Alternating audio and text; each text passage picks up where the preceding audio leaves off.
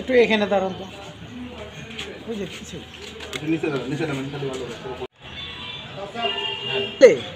এত রাতে তো গরু যাওয়ার আর কোনো সময় নেই। তারপরে তাহলে জিনিসটা তথ্য নিয়ে তখন আমি ফোন করে জানাইছি মুক্তাসুদ্দির বাড়ি গরু যাওয়া হয়েছে, ওনার বাড়ি ঘাও করে ওনার তথ্য নেই। চাম নিয়ে যখন যান ধরছে কষাই সহ তখন একবারে ধরে আনছে।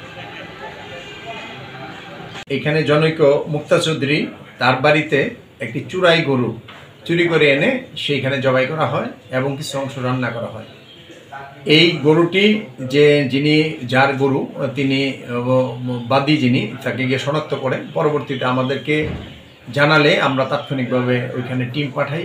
টিম পাওয়ার পরে ঘটনার সত্যতা পাই এবং ঘটনার সাথে জড়িত দুজন ব্যক্তিকে আমরা হাতে নাতে আটক করি।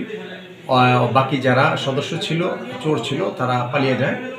এই সংক্রান্তে আমরা কিছু মাংস এবং যে গরুর চামড়া সেটা জব্দ করেছি।